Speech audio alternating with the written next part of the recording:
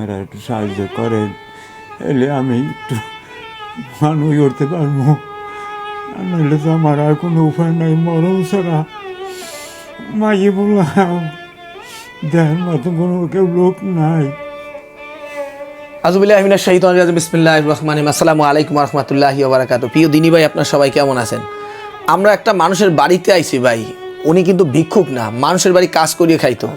একটা চায়ের দোকানে বসে রয়েছে, একটা মাইক্রো গাড়িতে হুদা দিয়ে মারিয়ে দিয়েছে।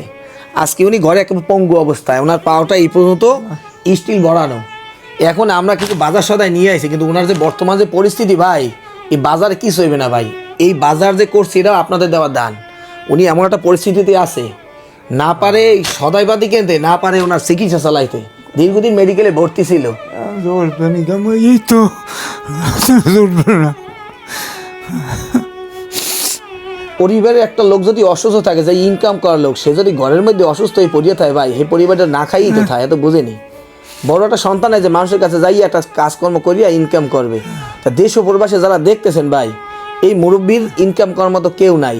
আর ডাক্তার বলছে উনি আর কোনদিন কাজকর্ম করতে পারবে না, আর কাজকর্ম করতে পারবে না। 2-1 মাস আরতেও মানা করছে। মানে এখন খাওয়া দাওয়া, নামাজ কালাম, এই বিছনার উপরে, বাথরুম প্রসাব সব। ওনার স্ত্রী হ্যাঁ স্বাভাবিকভাবে আটতে হেও অসুস্থ। আমরা কিছু বাজার সদায় করিয়ে দিই, সেটা খুবই নগণ্য, এতে কিছু হইবে না। দেশ ও প্রবাসে যারা দেখতেছেন ভাই, এই লোকটার দেখিয়া কিছু একটু দান খয়রাত করিন ভাই। টাকা পয়সা ধন সম্পদ কেউ তো কয়বার নিতে পারে না ভাই, কাফনের বাজে বাজে কেউ নিতে পারে না, খালি হাতেই যাওয়া লাগে। একটু দান করেন না ভাই। কিয়ামতের এই কঠিন মুহূর্তে আমরা দানের উসিলায় হয়তো বা আল্লাহ তাআলা ওনার দোয়ার কারণে আল্লাহ আপনাদের ক্ষমা করে দিতে পারে, মাফ করবে। আর যারা চিন্তা করেন হায় আল্লাহ যদি আমরা যদি টাকা পয়সা দিতেন, তাহলে আমরা 2-5 টাকা দান করতাম, আল্লাহ পারেন নাই।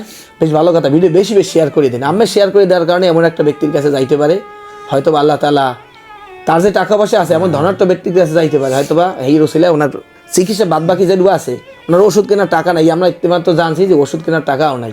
আমরা পাশে একটু দাঁড়াইলাম, কিন্তু এত কিছু হইবে না। তা ভিডিও বেশি শেয়ার করে দিয়ে ভালো থাকেন। ফি আমানিল্লাহ। আসসালামু আলাইকুম ওয়া রাহমাতুল্লাহ।